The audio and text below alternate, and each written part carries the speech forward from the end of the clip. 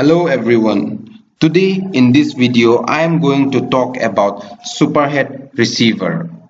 So what is a superhead receiver? A superheterodyne receiver, often shortened to superhead, is a type of radio receiver that uses frequency mixing to convert a received signal to a fixed intermediate frequency IF, which can be more conveniently processed than the original carrier frequency. Superheterodyne is a contraction of supersonic heterodyne, where supersonic indicates frequency above the range of human hearing.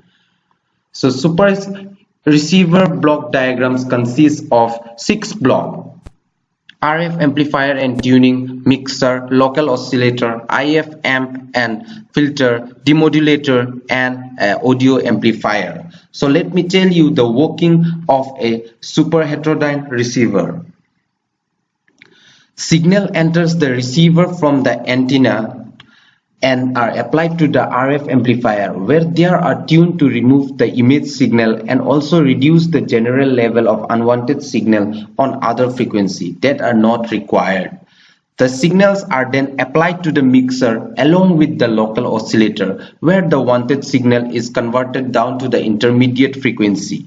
Here, significant level of amplification are applied and the signals are filtered. This filtering selects signal on one channel against those on the next. It is much larger than the employed in the front end. The advantage of the IF filter as opposed to RF filtering is that the filter can be designed for a fixed frequency.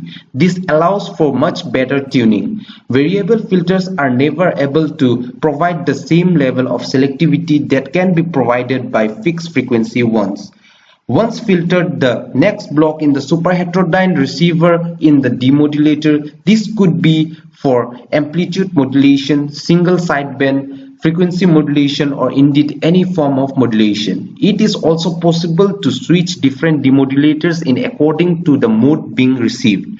The final element in the superheterodyne receiver block diagram is shown as an audio amplifier. Although this could be any form of circuit block that is used to process or amplify the demodulated signal.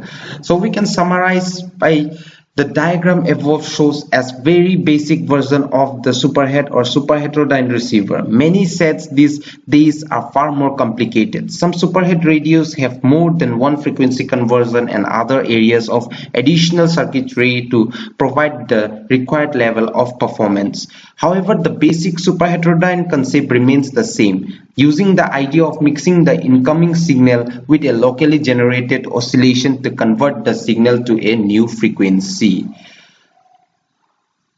So now let's talk about the blocks of the superhead receiver. The first one is the RF tuning and amplification. This RF stage within the overall block diagram for the receiver provides initial tuning to the remove the image signal. It also provides some amplification.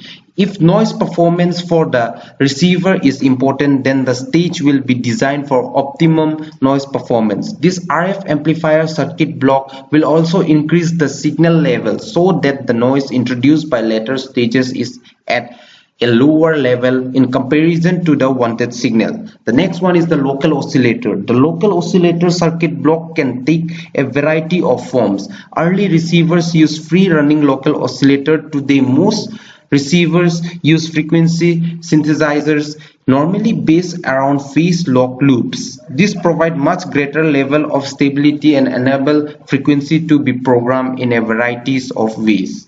The next one is the mixer. Both the local oscillator and incoming signal enter this block within the superheterodyne receiver. The wanted signal is converted to the intermediate frequency.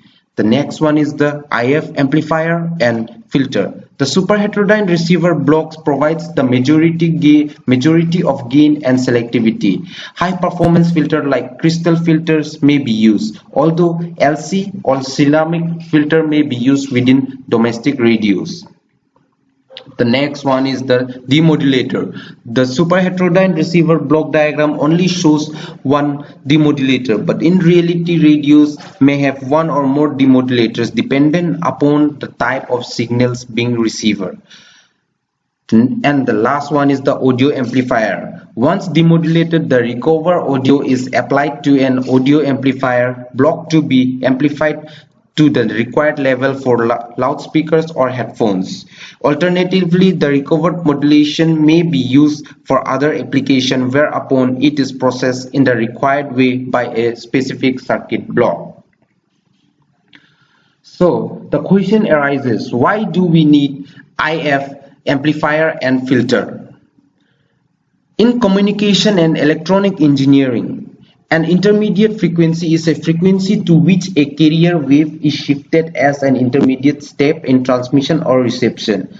The intermediate frequency is created by mixing the carrier signal with a local oscillator signal in a process called heterodyning, resulting in a signal at a difference or bit frequency.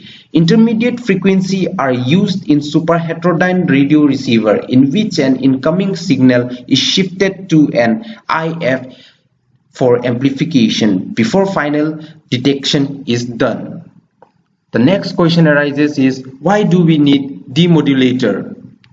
The modulated wave has large frequency and consists of carrier and sideband frequency. If the modulated wave is directly fed to the operating device, it wouldn't at all be able to respond to such a high frequency.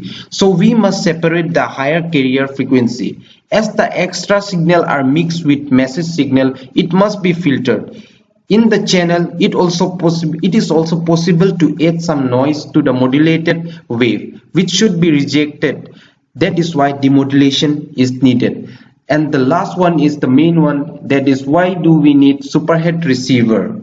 We need superhead receiver when the receiver has poor fidelity and when the receiver has poor sensitivity and when the receiver has poor selectivity.